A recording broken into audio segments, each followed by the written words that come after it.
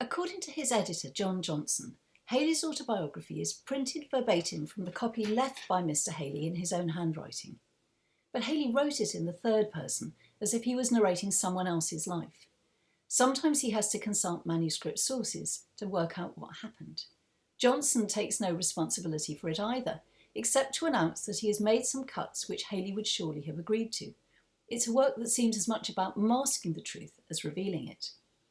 In that sense, Hayley could not be more unlike his protege or friend, William Blake, the man who Samuel Palmer famously described as a man without a mask. His friends turn up wearing their public identities. Gibbon is that illustrious historian. The verses that Hayley sent to Anna Seward engaged him in a long familiar correspondence and friendship with that celebrated lady. Hayley describes his son Thomas Alfonso as the young sculptor, and Tom writes to his father, "My dear prophet." Hayley refers to himself as the hermit, and his wife Eliza writes to him as the dear majesty of Eartham. It's as if everyone is wearing a masquerade costume. These are identities that have to be made and maintained with effort. Perhaps Hayley knows this because he found the process difficult. He tells us in the autobiography that he was in petticoats when he lost his father and was brought up by a widowed mother to whom he was clearly close. She sent him to Eton to turn him into an accomplished manly character, because her friends had induced her to believe that to form such a character completely, it is necessary for a youth to pass a few years in one of the great schools of our country. Hayley strove to produce the public poetry that this education prepared him for, but he also tapped very successfully into his culture's complex feelings about femininity and sexuality. The Triumphs of Temper, 1780, was a hit with lots of women, including Emma Hamilton.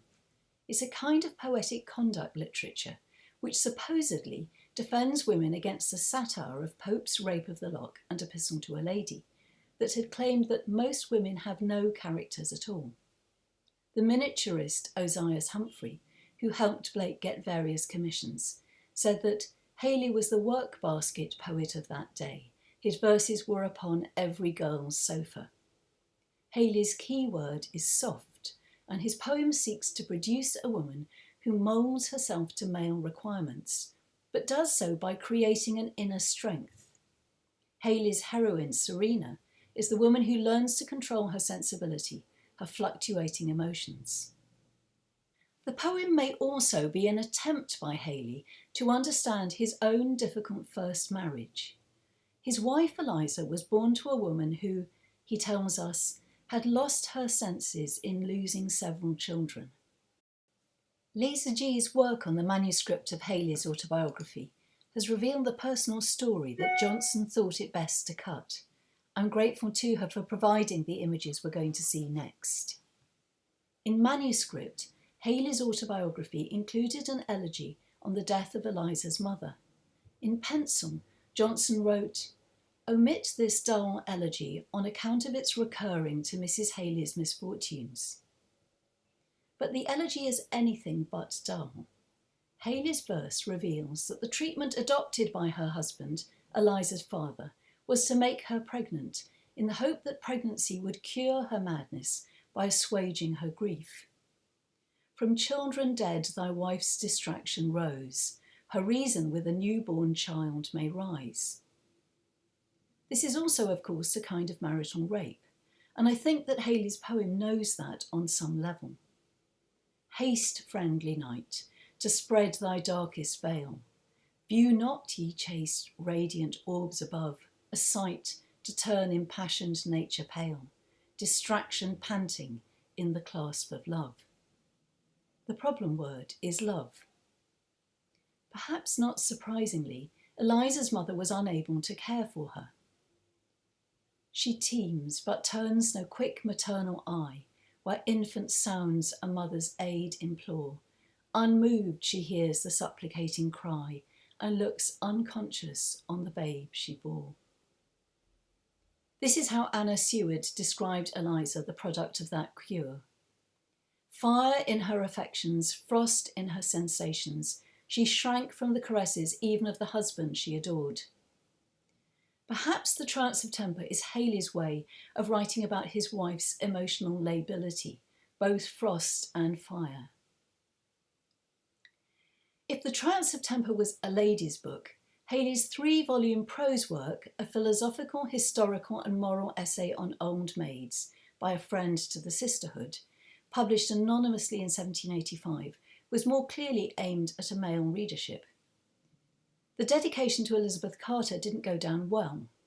It's an odd book, part libertine joke, part deeply learned history of the idea of virginity in different cultures across time, with a particular account of the relationship of Catholicism and Protestantism to physical pleasure.